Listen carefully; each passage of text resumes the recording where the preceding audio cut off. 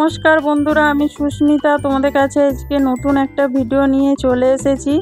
বন্ধুরা, যারা মুরগির মাংস খেতে পছন্দ করে না আষ্টে গন্ধর জন্য, আমি যেইভাবে রান্না করেছি এইভাবে রান্না করলে যারা মুরগির মাংস খেতে পছন্দ করে না তারাও চেটেপুটে খাবে।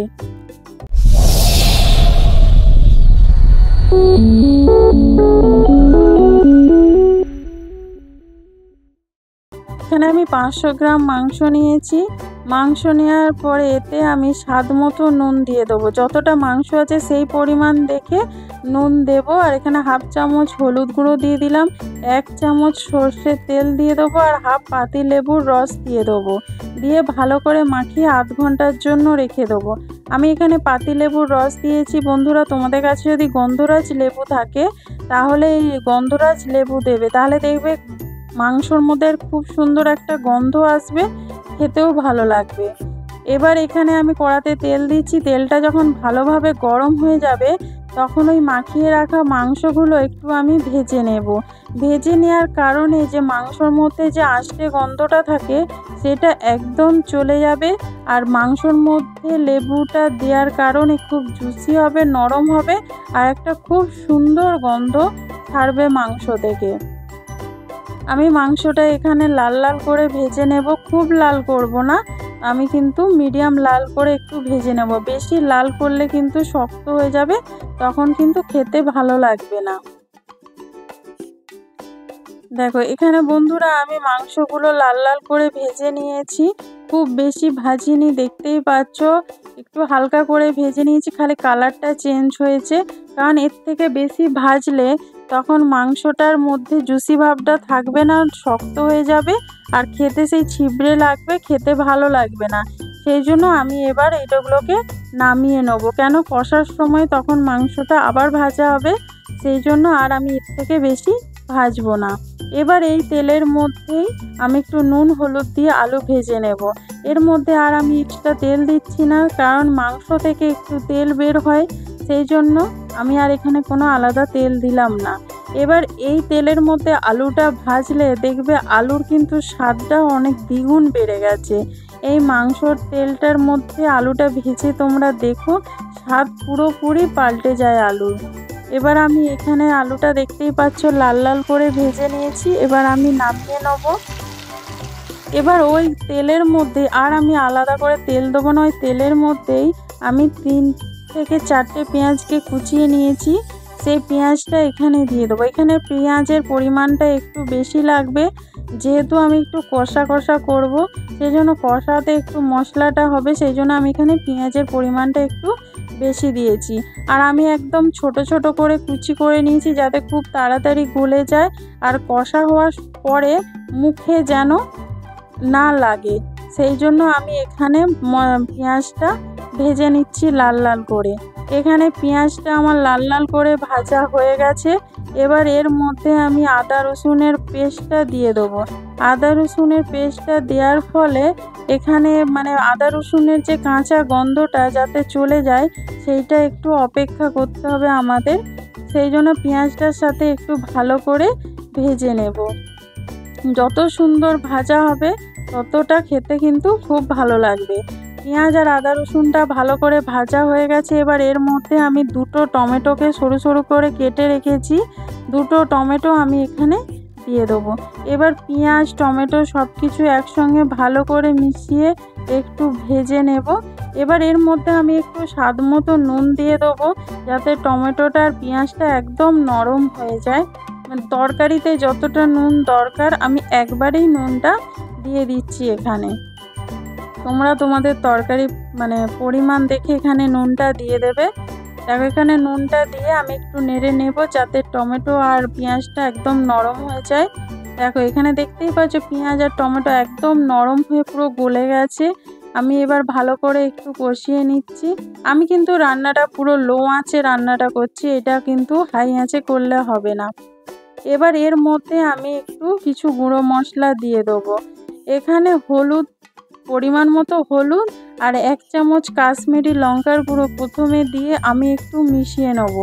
এইটা দেওয়ার কারণে, কাশ্মীরি আর লঙ্কা আর হলুদটা দেওয়ার কারণে কালারটা খুব সুন্দর আসবে, সেই জন্য প্রথমে আমি মশলার সাথে এই 2টো মশলা ভালো করে একটু মিশিয়ে নিচ্ছি। দেখতেই পাচ্ছ কালারটা পুরো একদম চেঞ্জ হয়ে গেল। এবার বাকি মশলাগুলো এখানে আমি দিয়ে দেবো। 1.5 চামচ ধনে গুঁড়ো দেব, আর 1 চামচ জিরে গুঁড়ো দেব। আর ঝালটা তোমরা পছন্দ অনুযায়ী দেবে। এখানে আমি 1 চামচ লঙ্কার গুঁড়ো ব্যবহার করেছি, ঝাল লঙ্কার গুঁড়ো দিয়ে মশলাটাকে ভালো করে একটু কষিয়ে নিতে হবে। যেহেতু টমেটোর যে জলটা বেরিয়েছে তাতে মশলাটা খুব সুন্দর করে কষানো হয়ে যাবে। মশলাটা তোমরা কিন্তু লো আঁচে কষাবে, একদম হাই আঁচ করবে না। লো আঁচে মশলাটা কষিয়ে নেবে। কষানোর পরে দেখবে যে তোমাদের আর জলের প্রয়োজন আছে কি না।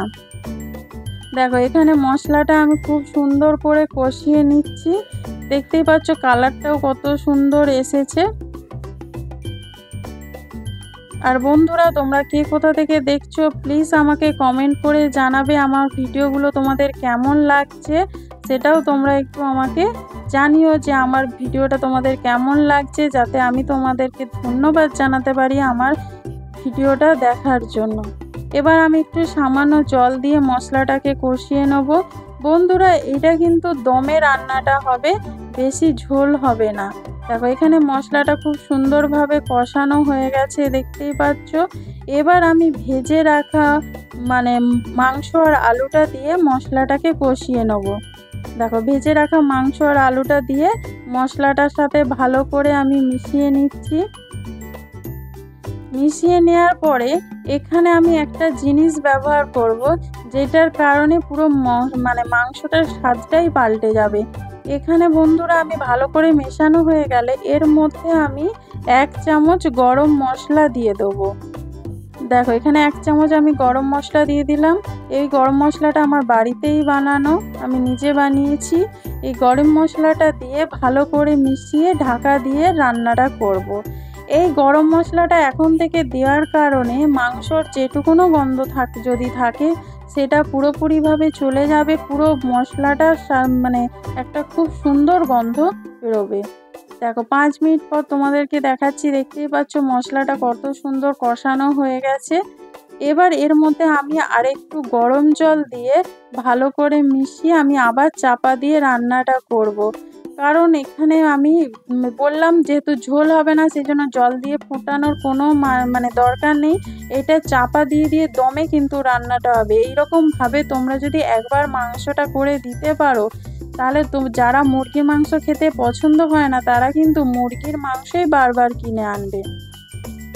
দেখো চাপা দিয়ে আমি আবার 5 মিনিট রান্নাটা করে নিচ্ছি। দেখতেই পাচ্ছ 5 মিনিট পর খুলে দেখাচ্ছি। দেখো কত সুন্দর তেল ছেড়ে দিয়েছে, দেখতেই পাচ্ছ একদম মশলাটা কত সুন্দর হয়ে গেছে।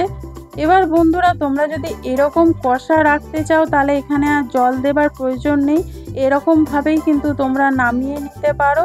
আমি একটু গ্রেভি বানাবো, সেই জন্য আমি এখানে একটু গরম জল ব্যবহার করব। হ্যাঁ বন্ধুরা এখানে কিন্তু ঠান্ডা জল দেবে না। দেখো আলুটাও কিন্তু একদম সেদ্ধ হয়ে গেছে। এখানে কিন্তু গরম জল ব্যবহার করবে, ঠান্ডা জল ব্যবহার করবে না।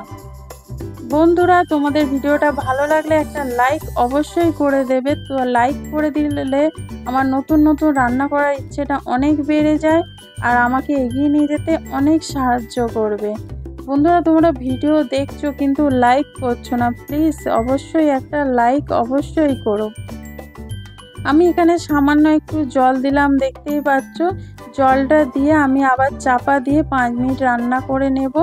যেহেতু আমি এখানে জলটা দিয়েছি সেই জন্য ফোটার জন্য এখানে 5 মিনিট আমি চাপা দিয়ে দেবো। আমি একটু গ্রেভি রাখবো সেই জন্য এখানে জলটা দিলাম। দেখো 5 মিনিট পর তোমাদের খুলে দেখাচ্ছি। দেখতেই পাচ্ছ কত সুন্দর কালারটা এসেছে। দেখো এখানে জলটা আরও একটু বেশি আছে, আমি একটু আরও কমিয়ে নেব। সেই জন্য আমি হাই আঁচ করে 2 মিনিট এটাকে ফুটিয়ে নেব। 2 মিনিট ফুটিয়ে নিলে ঝোলটা কমে যাবে, যতটা আমার গ্রেভি দরকার ততটা ঠিক হয়ে যাবে। দেখো এইভাবে ভালো করে মিশিয়ে আমি 2 মিনিট একটু হাই আঁচে ফুটিয়ে নেব। চাপা দিয়ে আমি আবার 2 মিনিট একটু ফুটিয়ে নিচ্ছি হাই আঁচে। দেখো 2 মিনিট পর তোমাদেরকে ফাইনাল দেখাচ্ছি। দেখো একদম আমার যতটা গ্রেভি দরকার একদম হয়ে গেছে। এবার তোমরা নামিয়ে নেবে। তোমাদের কাছে যদি ধনেপাতা থাকে ধনেপাতা ওপর থেকে ছড়িয়ে নামিয়ে নিলে এবার গরম গরম তোমরা সার্ভ করতে পারো। রুটি, পরোটা, ভাত সব কিছুর সাথে কিন্তু খেতে পারো। এই ভিডিওটা ভালো লাগলে লাইক, কমেন্ট, শেয়ার করো। নতুন বন্ধু যারা দেখছো তারা চ্যানেলটা সাবস্ক্রাইব করে বেল আইকনটা ক্লিক করে দিও। যারা ফেসবুক থেকে দেখছো চ্যানেলটা, তারা পেজটা ফলো করে দিও। চ্যানেলটার পাশে থেকো। Thank you.